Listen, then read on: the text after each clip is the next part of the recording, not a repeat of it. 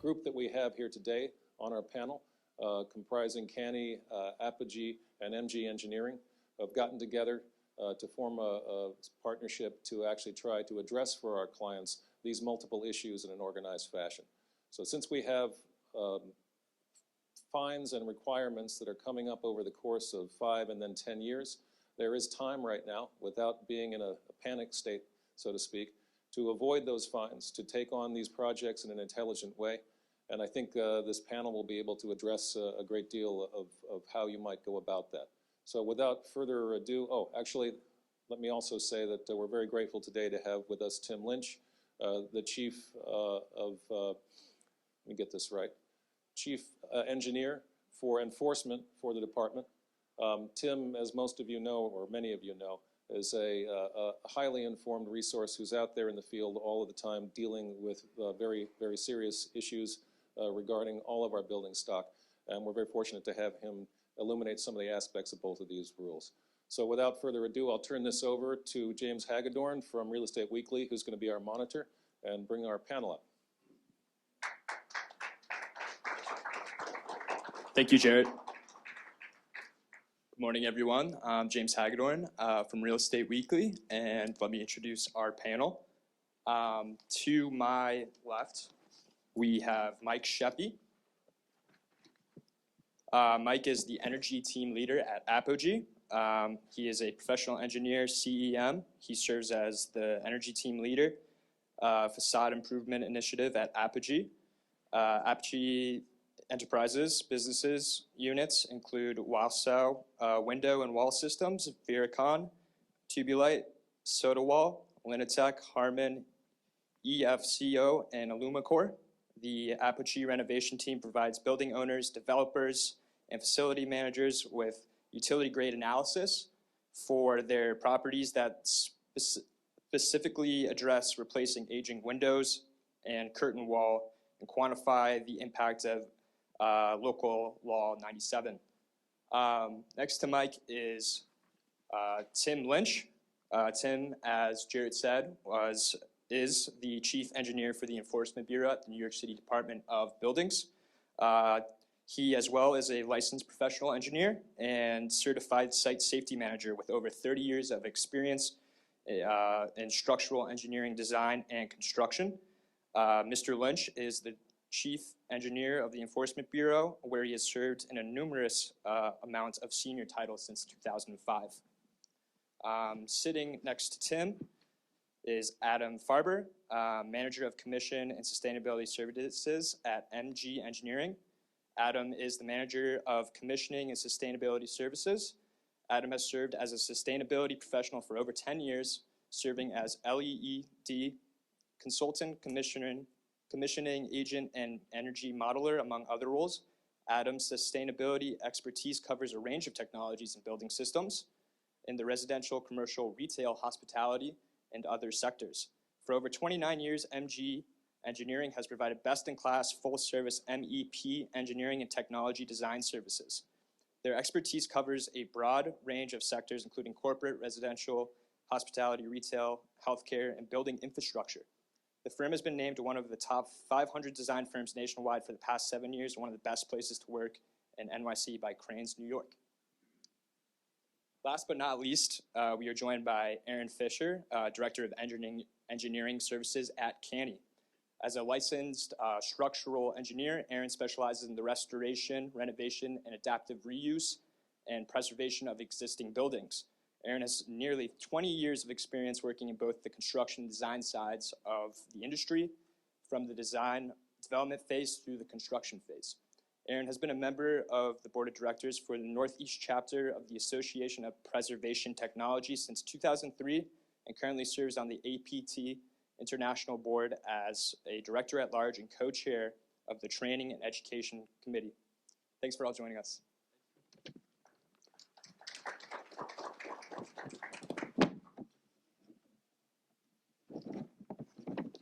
So the first part of our agenda covers FISP, the Facade Inspection Safety Program, or Local Law 11.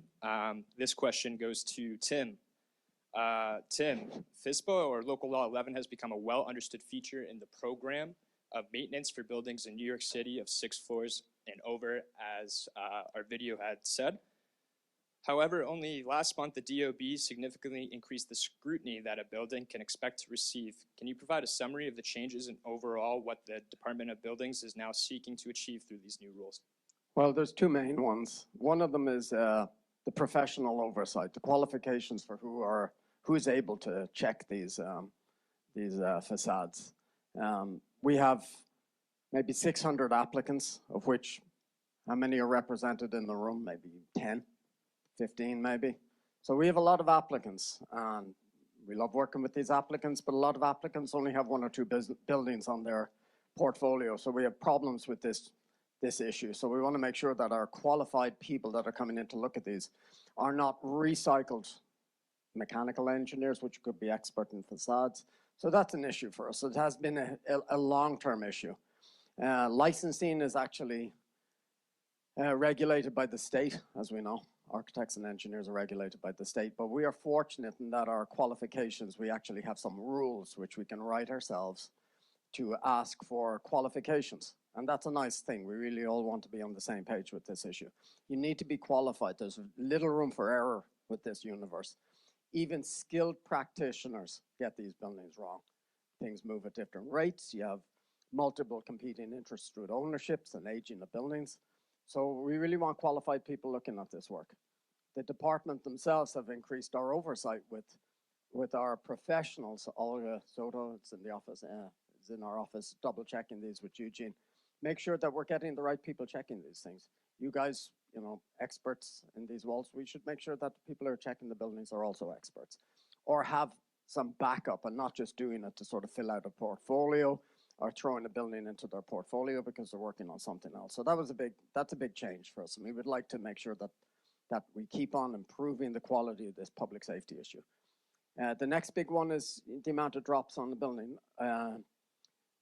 That's always been a challenge for us because we had minimum standards which said you need to check the building at 1 drop for a long facade or any facade. And that's always been a challenge because, you know, competency to really find the variations in what's going on with these buildings as they move along in their aging process and materials, you know, wear out and stuff like that. You need to do a comprehensive evaluation. Most owners would say, look, I've got a minimum standard. It says 1 drop. I've got a vendor who says I'll do 1 drop. You guys think you need 4 drops. It's going to cost me, you know, 4 times the price to do an evaluation. That was never really an elective issue. You really should do what you recommend. Ownership really should be following the lead of their experts. Minimum standard said we needed 1 drop, so we decided to close the gap on that a bit. We know it's a bit of a burden for owners to take on more and more evaluations on these buildings, but we're in a cycle of 5 years, so we've been at these buildings for 8 and 9 cycles now. There's nothing new about this.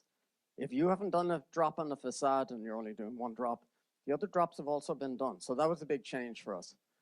The next one was fees. Fees and fines, we were big on that. Ownership have decided that, you know, sometimes the cost of it, I'm not saying all owners, but that's not the case for all owners. I said it's the cost of doing business. You pay the fine. And, you know, it gets me out of some problems with, you know, with doing some of the repair work, which is costly. Let's be honest, doing facade repair work is costly. It's base building repairs. There's not a lot of programming involved in it. It doesn't give you tenant advocacy and stuff like that. It's a public safety issue. So we decided to close the gap on that. And it was, and the probes for cavity walls. There's nothing new about this issue with cavity walls. We've had cavity wall delamination in the city since the 50s. Soon as post-war they started using cavity wall construction, we've had delamination of outside white. Now the code always said these walls are to be tight. Going back to the 1920s, there was requirements in every building code. The issue was compliance for the architects and engineers and the contractors building these things in accordance with the specifications and the minimum standards and the codes.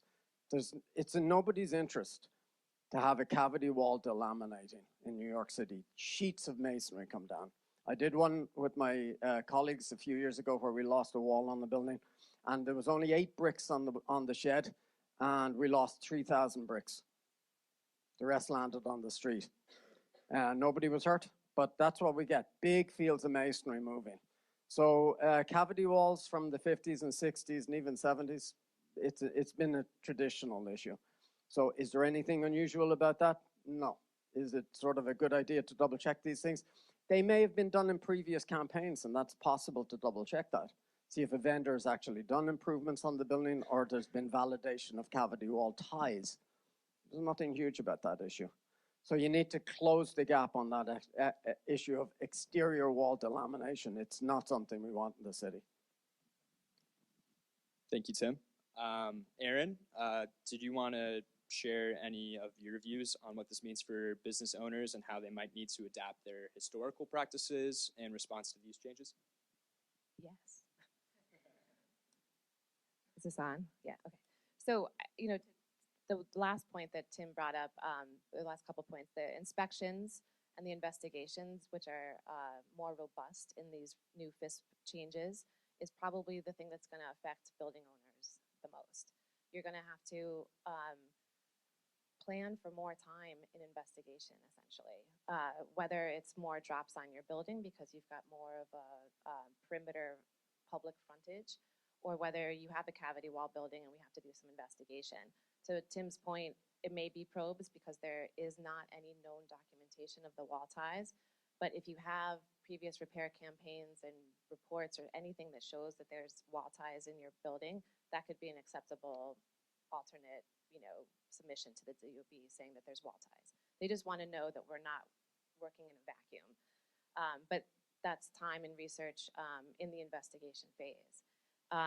The other thing that I would say to his point about the pool of qualified inspectors, it may limit the pool of available people. So a lot of this comes back to, I think, I'm going to sound like a broken record today, but planning ahead and just understanding that if you wait to the end of the FISP cycle, there may be a clog in available QEs that are out there to do these inspections.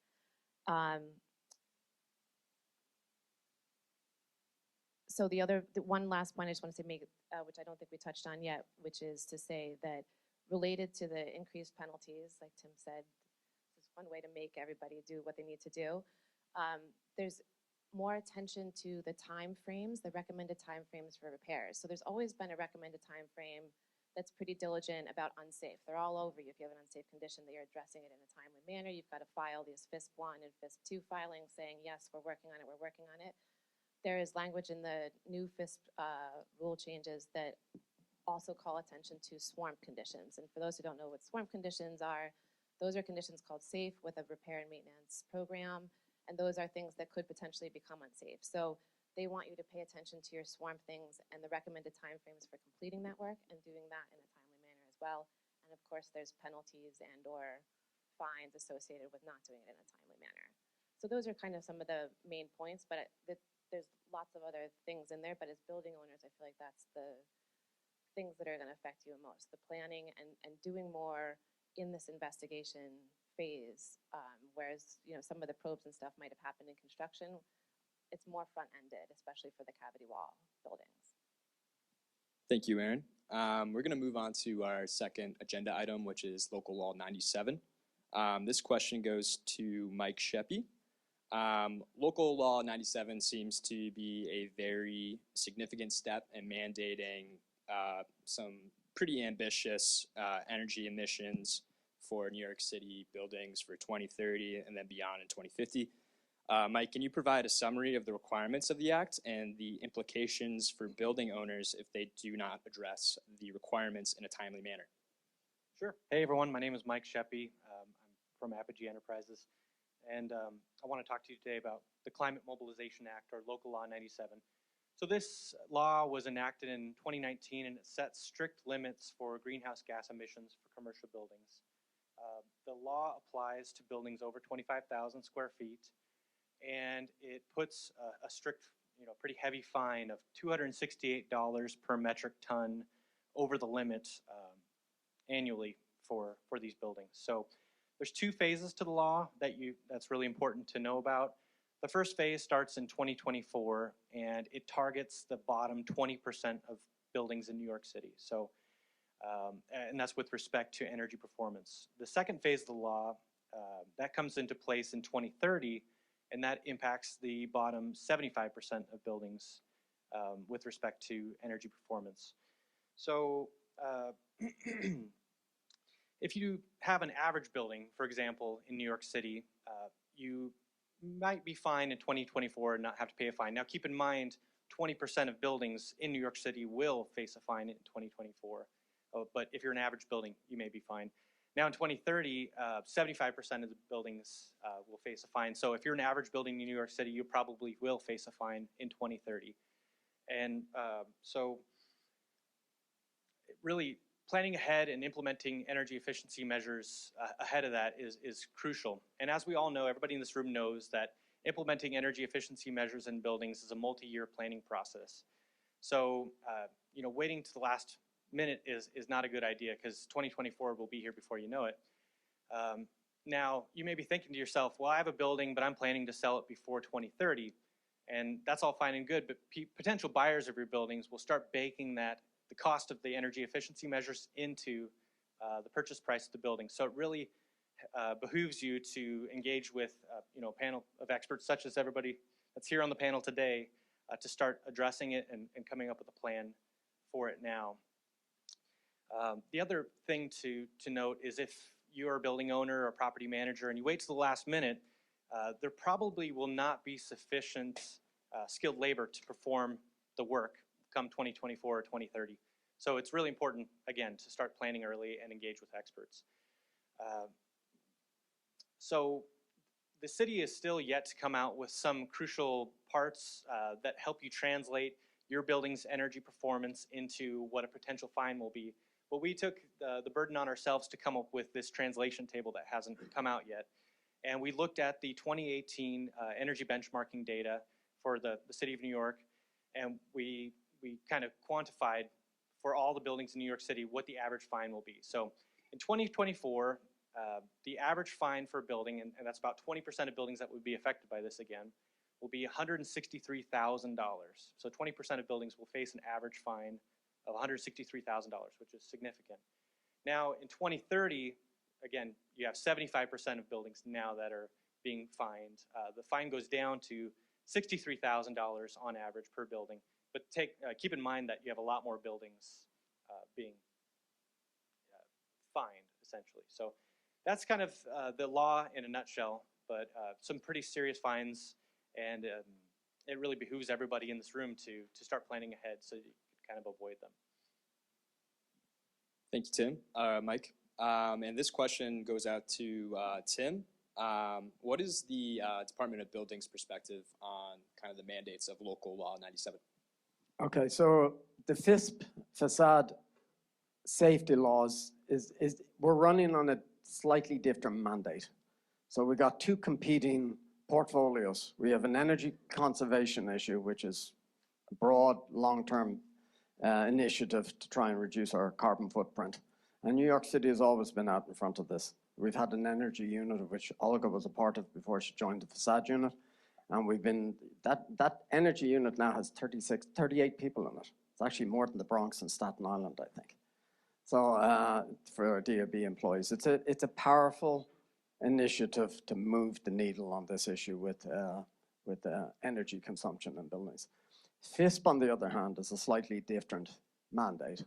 We are working on a public safety issue, and there's some competing issues and there's some complementary issues. With facade repair campaigns coming around every 5 years, there is some synergy between using energy conservation and repairs to these very, somewhat inefficient buildings and somewhat efficient buildings. Post-war buildings, these cavity wall buildings, have a lot of true wall air conditioning units, and they're a regular item on facade reports. So there is some items that coincide.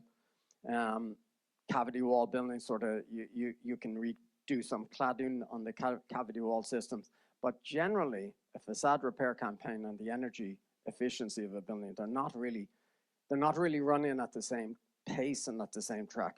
A lot of people who have already restored buildings didn't do it in accordance with the local law, so there's a long-term impact on these two items. And we have to see how that works out, but you got to remember the FISP unit, we're public safety. And we are working with our colleagues from the energy, but a lot of the buildings don't really have a good datums as well. They don't have a baseline of where their energy consumption is. How many are in that 14,500? Are we there on that issue? We are on the facade unit. We're on that every 5 years. But the energy consumption, that's work. And there's synergy between these two portfolios, but we're working on it. Public safety, that's the one to keep an eye on right now. Thanks, Tim. So our third part of our agenda includes strategies towards Local Law 97. And this question is for Aaron. Given your experience of analyzing and assessing many buildings in New York City, what is your advice to owners as they contemplate responding to not one, but two very demanding requirements represented by both Local Laws 11 and Local Laws 97? So I think if there's two messages that we could get across today, I already said one, which is plan ahead. And the other one is to really think of your building holistically. Don't think of it as two different acts and two different agendas, but see where you guys can find the synergy, both in terms of the analysis by your team, a cross-discipline team that's going to look at your building holistically, but also how you can synergize your construction costs and your upgrades and your energy efficiency overall for the building. You know, from a FISP point of view, the department, and I think just those of us in the industry have worked for a while, know that cavity walls are one of these building typologies that consistently come up for FISP repairs. They have relieving lintels and shelf angles that are just rusting away because there was a lack of waterproofing, there was no air moisture barriers, and they're just ongoing FISP candidates, right? I'm sure there's some of you who have these buildings and know this, but you also may recognize that they are leaky, both in terms of air and water. There's condensation issues at these old windows. So from a tenant point of view, you have ongoing issues with both the thermal bridging issues at the wall, but also the lack of real water tightness and air tightness in your envelope. And that's where it starts to make sense to start looking at from an energy efficiency point of view. Wherever you can tighten up your exterior wall, replace windows to be more efficient, these are all things that can impact greatly your energy efficiency overall. And it is a trade-off, and Adam will get to this. You know, obviously there's only so much you can do with like your boiler, but that is something that may be what your buildings need as well.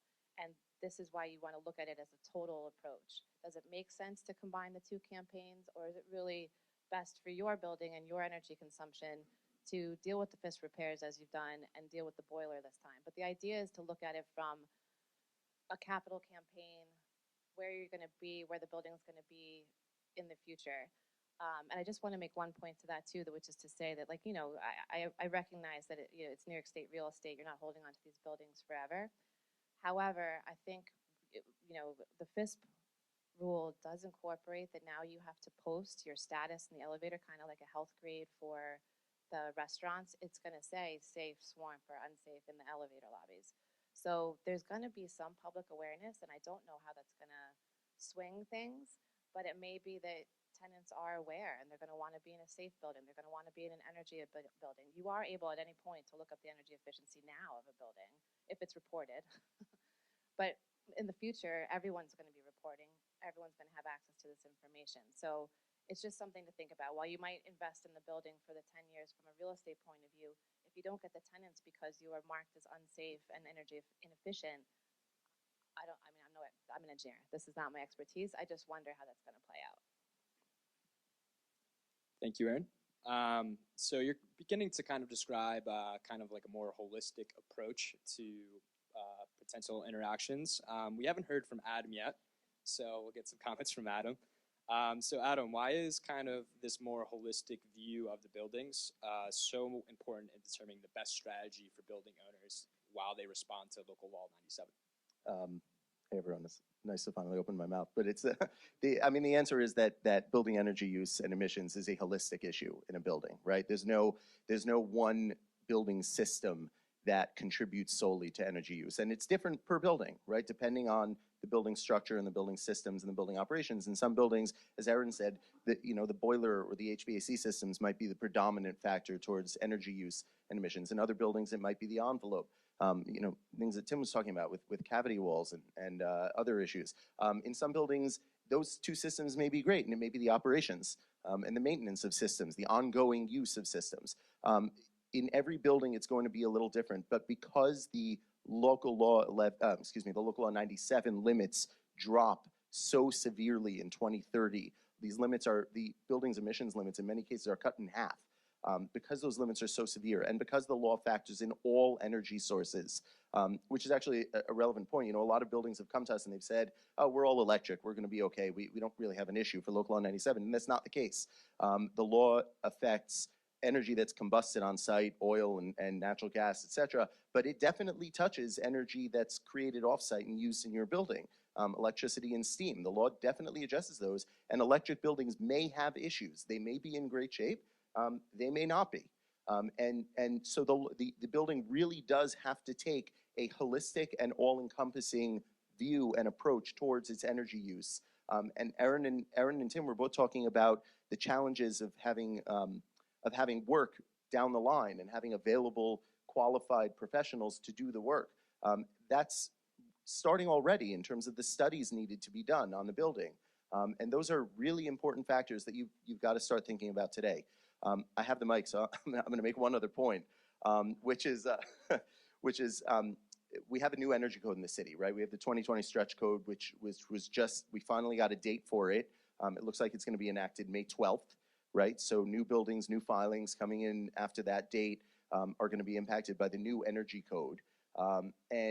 Also, some people have come to us with the understanding that that will kind of set them and do them well for local law 97 issues. And it's kind of true, but it's kind of not true, right? The energy code is strict. It's definitely stricter than the current energy code. If you're doing any filings, working on any new buildings or renovations, et cetera, you're going to be impacted by that. But the energy code is a prospective law, right? It's saying how buildings should be designed, built, operated, maintained. It doesn't address what Local Law 97 is looking at, which is the performance of the building, right? Local Law 97 ultimately doesn't care much how you get there, but it cares that your energy use and your emissions are below the line. And so it's really something you have to keep an ongoing look at your building, and you have to start planning out now. And even buildings that are in early design now will have to look at Local Law 97 issues for the design of the building, and also potentially for any operations issues, to keep that in mind and to know that your building could be still affected down the line, even if it's the most efficient building in the world, the most efficiently designed and built building in the world. Local Law 97 is still going to hit, and it potentially could hit hard. Thank you, Adam. Kind of building off that, what are some of the more manifestable challenges and actual implementation? Because right now it's more theoretical than anything else. Yeah, I'll speak to that. So we've seen in our office, we've seen two big challenges to the law. That there are a lot of challenges, there are a lot of issues, but there are two that keep coming up again and again with building owners. The first is data collection, right? Tim was talking about this. How you need to know how much energy your building is using, right? Local Law 84 data, benchmarking data is a good place to start if it's available for your building. It's historically often been inaccurate because there weren't fines attached, and so buildings in many cases didn't report accurate data. So it's a good place to start, but you really have to go further than that. Local Law 97 hits all areas in a building, right? So this includes separately metered spaces, sub-metered spaces. This includes your ground floor retail spaces, tenant fit outs, condos, co-ops. They are all wrapped up in this law. We have dealt with a number of buildings that don't have access to that info. The building manager or owner or operator doesn't have access to that info, and that's going to be a problem for them. You know, I'm not a lawyer. I don't have insight into the lease structure if they have a right to take access. I can't address that. It's probably going to be a case-by-case situation, but building owners really have to start planning yesterday, and they have to start communicating with everyone on site first, just to have access to the data, to the emissions and usage data, which is all generally found in your billing data. So that's the easiest way to approach it. But that's a big challenge. That's a big step. The second big challenge of implementation is implementation. This law is designed to hurt. right? Mike was talking about this before. 25% of buildings are going to be in trouble in 2024. That means 3/4 of the buildings in the city are going to be okay, right? Except 3/4 of the buildings in the city are going to be in trouble in 2030. That's under 10 years from now, right? And the emissions limits are cut in half. This law is going to sting. It's going to hurt. There's not much of a way around it. I hate being the scary guy on this. You know, people in my office are always like, don't scare the building owners, don't scare them, right? But the law is strict. It's really severe, and buildings that are in terrific shape right now for energy may be facing fines already by 2030. There's not much of a way around this. And so Aaron and Tim, and we were talking about having qualified professionals come in and do the work early on. Aaron's been talking about planning ahead, developing a long-term plan, syncing it with other systems and other programs going on in your building, like FISP inspections. These are ways to approach it. You're gonna have to take a really comprehensive, detailed look, and you're probably gonna have to come up with some kind of long-term master plan for your building's energy use, or it's gonna hurt. And you know, I'm sorry for being the scary guy, but there's not a ton of way around it, you know? Thanks, Adam. So this question kind of goes to Mike, but as building owners and property developers, obviously bottom lines are paramount.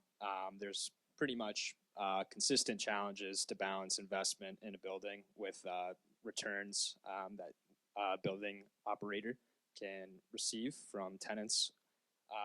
These new local laws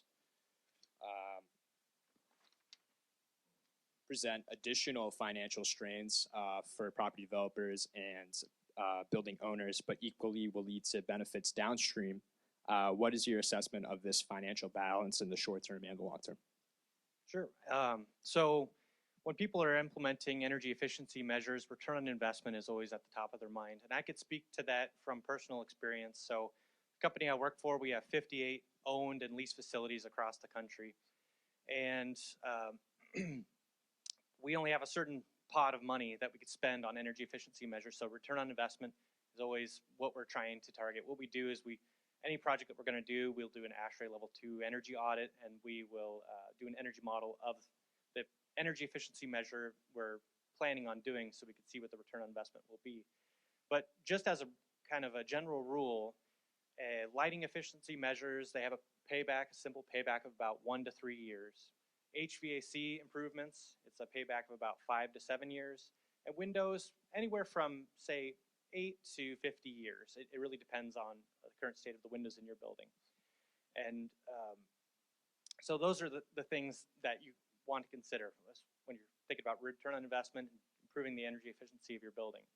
Now, that seems kind of abstract to talk about the return on investment that way. So I'll give you an example of a building in Lower Manhattan. So this building, big, large office building, 3 million plus square feet.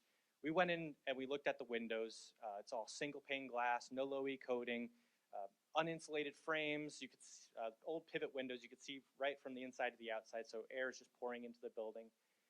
We performed a whole building energy model on the building, and we also looked at the local law 97 fines that this building would be potentially facing. So the building would actually be fine in 2024. The fine would be $0, but by 2030, their fine would be $2.5 million a year, which is really big. It's a 3 million square foot building.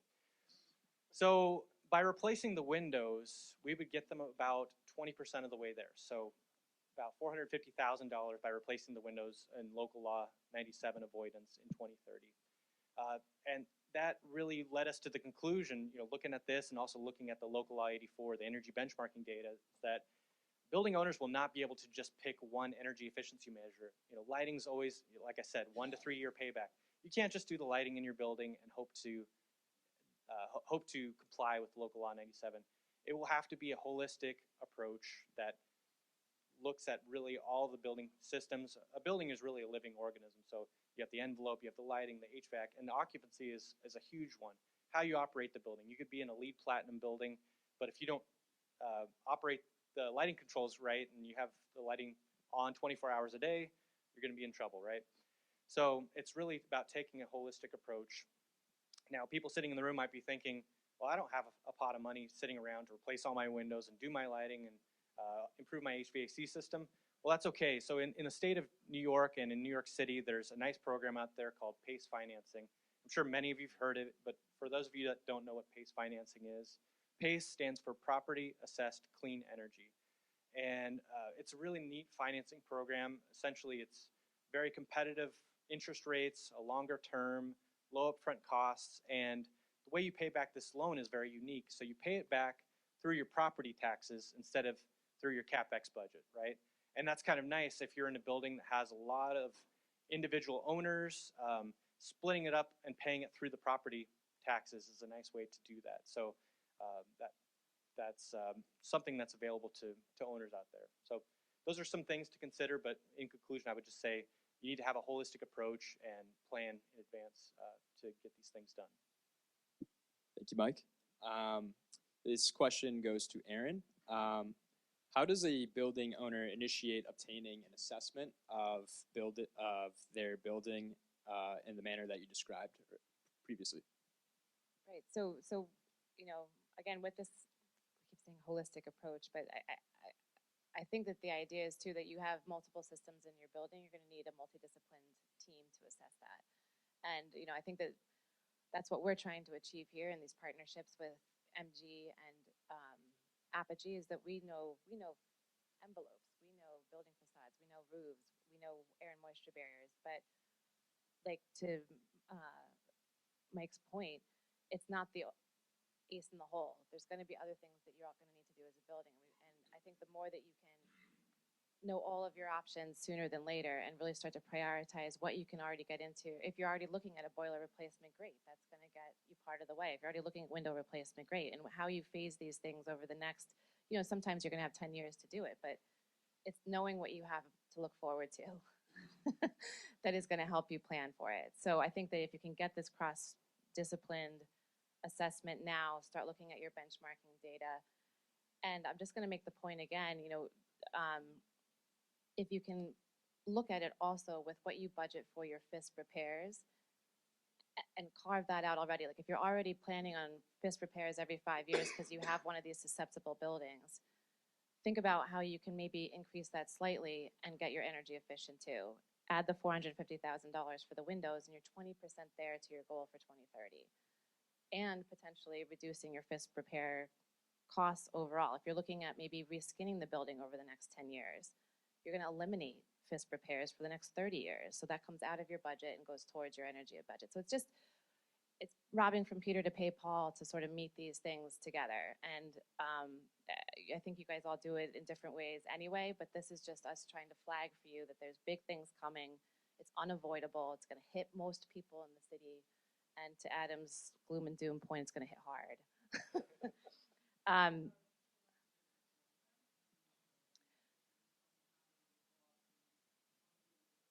Yes, this is a real concern that people will not be able to afford it. And there is the PACE financing on the energy side.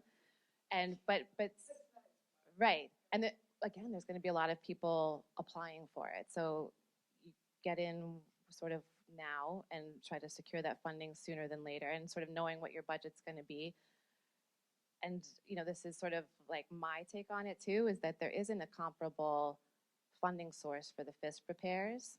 But if you put them together, you can use the PACE financing to deal with some FISP work as well. You know what I'm saying? I didn't say that, but I said it. So I just imagine that if you can look at it and say our building envelope is going to be a consistent problem in terms of leaks and broken brick and you know, sealant repairs, why don't we look at what it would cost to upgrade the envelope and consider it an energy upgrade also, saying that it's going to improve the building 20, 30%, and get the PACE financing to do it together.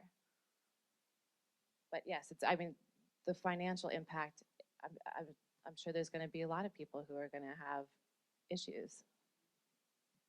Hey, I'm sorry, I'm going to add, because I don't want to be seen as the gloom and doom guy I'm entirely. sorry. It's okay. But you know, I can't speak to envelope as much. I work for a mechanical firm, and so you know, MEP is our strength, and it's my focus, my personal focus, is the mechanical systems, the plumbing systems, et cetera, in the building. But First of all, there's a lot of low-hanging fruit in any building in terms of, and this is in terms of systems to be replaced or upgraded or repaired. This is work to be done in a building. There's gonna be low-hanging fruit. A lot of buildings have upgraded all their lights to LEDs, but haven't put in advanced controls for the lighting yet. This is, I mean, relatively to other building systems, this is not super complicated and expensive. Thermal controls also, you know, you always read these things that National Grid always sends out these notices, you know, raise your thermostats 2 degrees in the summer, and nobody ever wants to do that, you know, everyone wants it freezing in the room, and that's okay, but it doesn't have to be freezing when you're not there, right? And so thermal controls also, these are relatively lower cost and kind of first hit approaches you would take, and those can have a major impact. The other thing that can have a major impact in a lot of buildings, and I touched on this before, is the operations, right? I do a lot of these building inspections and walkthroughs, ASHRAE 2 audits. I mean, how many buildings we walk into where they've installed variable speed control on their motors, but the building operator doesn't know how to use it, so he just turns it off, right? And now you have a constant volume motor. It happens all the time. It happens all the time that buildings have these advanced lighting controls and they override them, and the lights are just left on all the time. So a lot of what we can look at in a building is operations and ongoing maintenance and operations. Filters that need to be changed. You know, if you don't change the filter on your air handler, it's gonna work harder to suck air, and it's gonna use more energy. A lot of buildings are on top of this stuff, and that's terrific. A lot of buildings aren't. And in a way, for those buildings, it's terrific because it's a much easier route to take. So I know I'm sounding all gloom and doom up here, but you really, you know, when we talk about this holistic approach, and when we talk about this all-encompassing approach to a building, there's a lot of pieces of that could be easier to handle. And those are the things, obviously, that you're gonna wanna look at and try to tackle first. Thank you, Adam. At this time, we're gonna open up the floor to questions from the audience. You'll get a mic. I know the carbon consumption limits vary by building type and usage and everything. But I'm curious, how were they calculated? How were those limits actually determined? So there are limits for each building occupancy class. There's, you know, the standard ones. There's B and R and H, and there's probably 16 of them, I think. So that table has not been published yet, where you can translate between what's listed in local law 84 disclosures, the energy benchmarking data, because Energy Star Portfolio Manager actually has different names for what they call their property types. They don't have the occupancy class in there, whereas the law is by occupancy class. So essentially what you would do is, say you have X limit for your building. You're in a typical office building. You take that limit, you multiply it by your gross square footage, and that gives you your limit for the year. Then you look at your local law 84 data. If, say, what you just calculated is 300,000 metric tons of CO2 per year, and you're at 400,000, then you'd multiply that 100,000 by the $268, and that would give you your fine. Those are really rough numbers, but that's essentially how you do it. You multiply your square footage by the limit, and then you compare that to your actual energy performance. It is. It's different for every building, and there are concessions for prorating a building if you have mixed use in a building, because most buildings they have some retail space on the bottom floor, maybe they have some residential mixed with some commercial space up above, so there are provisions for that. Were you asking how the city derived the, oh, okay, the coefficient for each building type? Yeah. So I actually asked a couple of people on the city board, and the answer varied a little bit. It seems like it's a bit of a black box. They don't really want to give away their secrets, but from what I've been able to tell, it's a combination of, what they basically did was they take local law 84 data and Energy Star data, which are the two main sources that we have nowadays, and the law is designed to have about 25% of buildings, I think it's 20 to 25, I don't remember the exact number, out of compliance in 2024. And that's where the limit was set. And then 75% of buildings to be out of compliance by 2030. So those limits have been published, and that's the reason for the coefficients, is specifically to prod these worst performing buildings, to target them. Exactly. The city has not published limits beyond 2030. We know that the intent of the law is by 2050 to reduce overall greenhouse gas emissions by 80%. We don't know exactly how we're getting there. The reason we don't know how we're getting there, the primary reason, is that the electric grid will hopefully change significantly over the next 30 years, right? We're hopefully, from an energy perspective, not if you own land on the South Shore, but hopefully we're gonna have some wind farms. We're gonna have a lot more solar in the city. We're gonna have a lot more renewable production, and the goal of that eventually is to push the city heavily onto electric and off of oil, natural gas, and steam entirely. Right now, the grid can't handle it, and the grid isn't renewably sourced enough to have that make sense. So the limits of the law are going to vary a bit. The coefficients, it's not going to be a straight line getting down to 2050. It might be a bit of a rocky curve. We don't know yet. I think they have to publish them by 2022.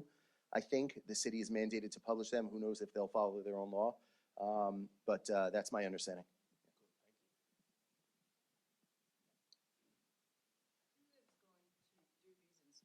Who's going to come and count your energy usage or your emissions? Is there a registered inspector, or is this a new thing that? Yeah, so who can do the, so you're asking really two questions, right? Who can do the inspection, and then who can file the data? I'm gonna answer the second one first because it's a little more confusing and interesting. So part of the Local Law 97 is that the city set up an agency to receive these reports and then to analyze and assess fines as necessary.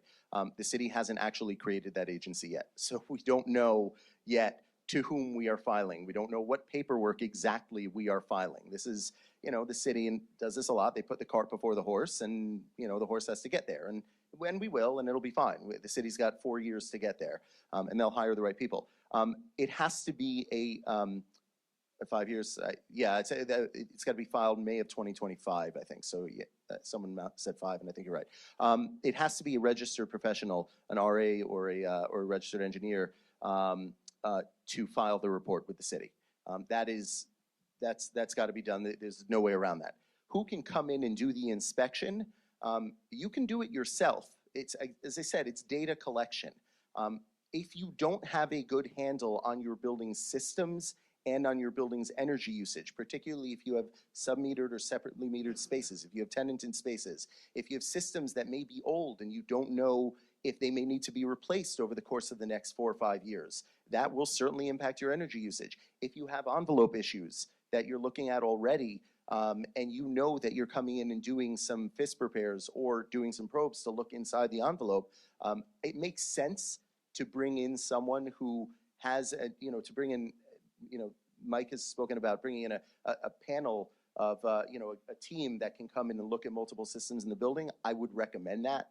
Of course I would, but just gathering the data is a real challenge, but it's not insurmountable, and that doesn't necessarily have to be done by any one type of person.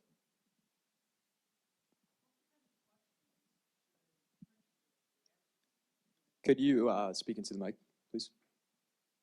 What questions should potential purchasers be asking given what's going to be happening on this landscape here? And is there maybe a place that they can go to get guidance? Right, so you're saying like in a due diligence, how, like what should be sort of discoverable? I don't think attorneys and other people are doing that, so. Right, so it's not necessarily on their radar. Absolutely. So I think to Adam's point, asking for that data, asking for their benchmarking data, and having, this is just, our recommendations, having talked about it as a team here, asking for that benchmarking data and having sort of that at least first level look at things. So, if you hire somebody to do your due diligence from the envelope, you might want to hire like a MEP to come in and do that first level ASHRAE 1 or 2 or 3 ASHRAE inspection that really assesses not just the benchmarking data, but the efficiency and operations, to his point of where like sort of you have some energy inefficiencies.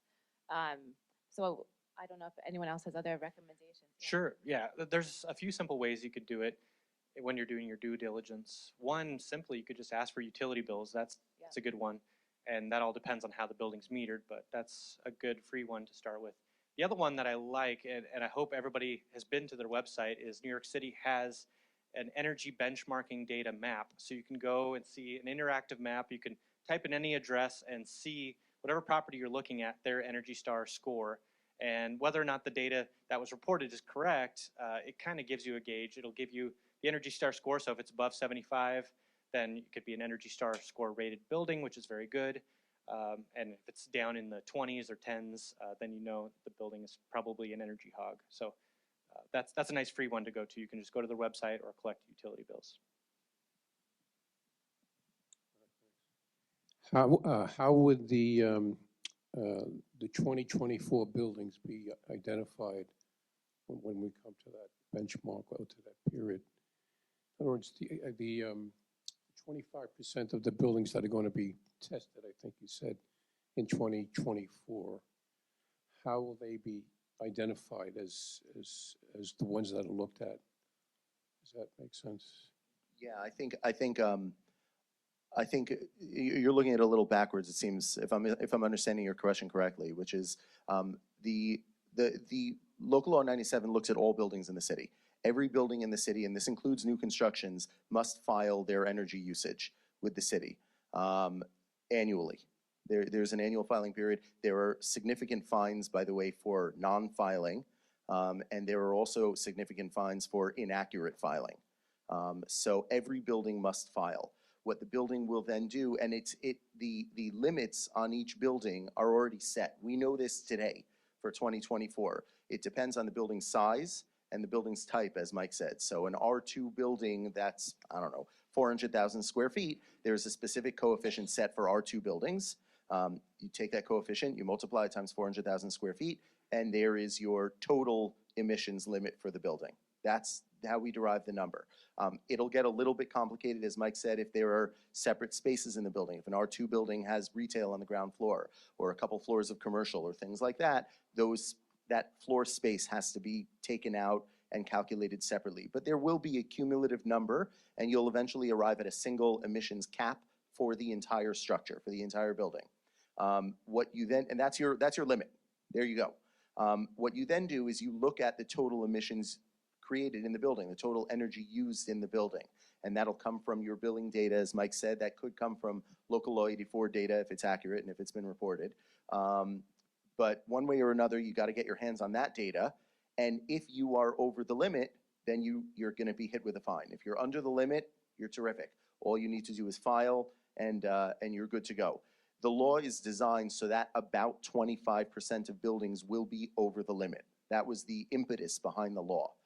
That's a specific goal because the city wants to really hit the worst energy hogs first and give those energy hogs 4 or 5 years to come into compliance.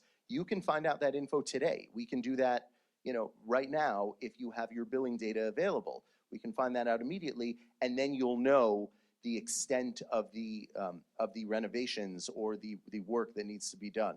Mike talked before about the average fine that a building sees. I think it was 163,000 or something, right? Is the average fine size for a building that'll be fined in 2024, right? And again, these are the worst performing buildings, which is part of the reason the average fine is so high.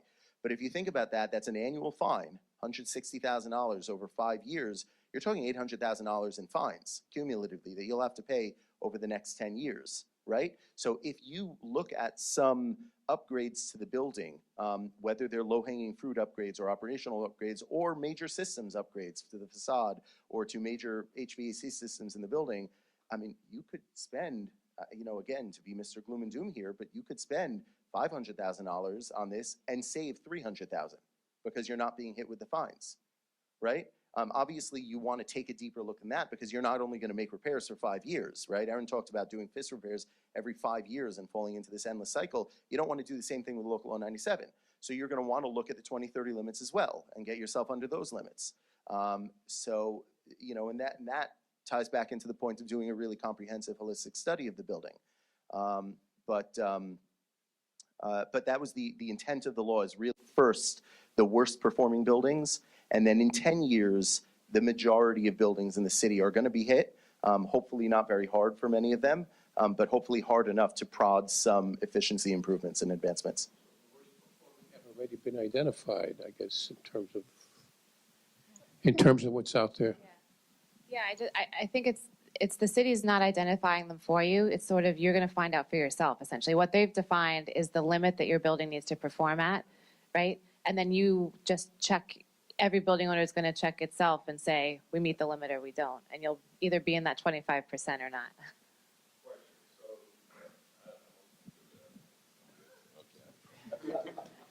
So the law for local law 97, the requirements beyond 2030 are not set yet. So case in point, you're designing a brand new building right now. Clients are saying, am I good for local law 97? You're good till 2030 because we don't know what's beyond that. How is that being approached? What's the benchmarking for when that's going to hit? Because we're designing projects now, and clients are asking these questions. The clients that are smart are asking these questions. How are we supposed to answer them? Without a crystal ball. Yeah, so correct me if, or you could jump in, but I think, the law does speak past 2030, but in a more general way, which is to say that like by 2050, we want to cut carbon emissions by X%.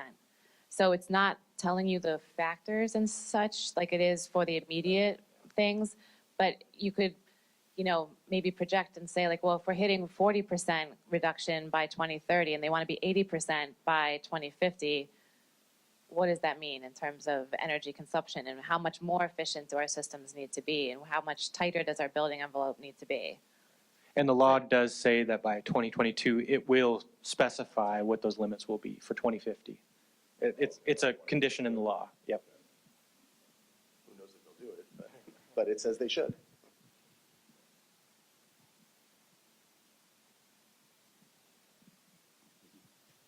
How does local law 87, the retro commissioning law where buildings have to file their energy efficiency report every 10 years, how does that tie into local law 97? I actually don't think there is a specific connection. Obviously, you're looking at a lot of the same info, you're looking at the same systems, you're looking at the same details, but for local law 97, you don't have to file a full retro commissioning report. You just have to file your energy usage, right, and your emissions data. For local law 87, you were looking at a full retro commissioning report, which is much more comprehensive. The goal of 97 is to make 87 essentially obsolete, because if your emissions are over the limit, then you're going to, the way to approach it at that point is to retro commission the building and to look at all of your systems and to figure out where you can lower how you can lower your energy usage and thus your emissions. But they're not explicitly tied together. So the answer to your question is, at this point, as to my understanding, local law 87 is still on the books, it's still valid. If you've got a local law 87 report coming due, you still got to do it, which is kind of a bummer. If you have another, 5, 6, 7 years to wait for local 87, you're in much better shape because you may get out ahead of it now, and you may have the info already in hand when that comes due. Would you work off the ASHRAE Level 2 energy audit from local law 87 for local law 97? It's a great place to start. The big difference, again, is that 97 looks at your real-time actual energy usage. 87 doesn't. 87 looks at the systems, right? So if I look at the real-time energy usage and I see, okay, we looked at your emissions limit is, 1,000 metric tons of CO2 per year, right? And you're at 1,100, right? So you're 100 tons over the limit times $268 per ton. You're facing an annual fine of $26,800, right? So we know that, and over 5 years, that's about $125,000, right? We know we have to reduce the emissions in this building to get you below that limit so you don't face a $125,000 fine over 5 years, right? Well, having the local law 87 report in hand is fantastic because we can cut down on a lot of the required surveying. We know where to start. We know where to look. We know which systems are older and newer and so forth. So that's super duper helpful. It won't provide the full answer, but it's a super helpful place to go. Thank you. So we have time for one more question. This is a little more geared towards Erin. You touched a little bit on the skinning of a building.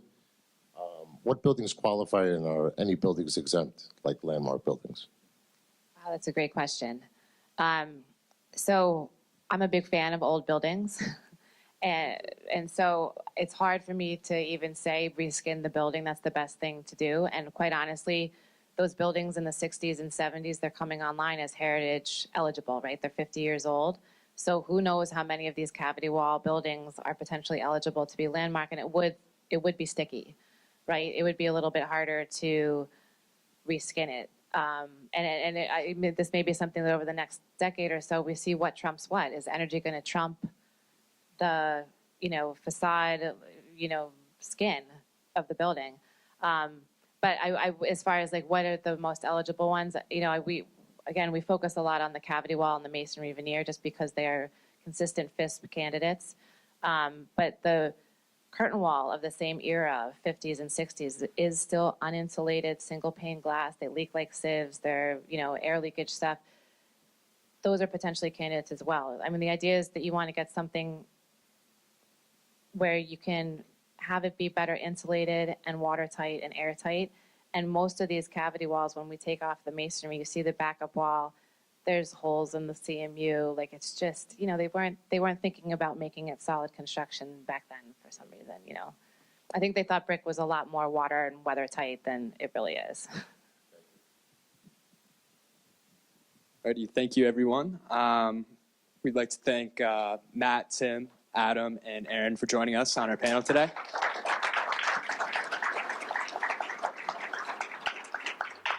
Thank you all for coming, and a special thank you to CANY and Shea Communications.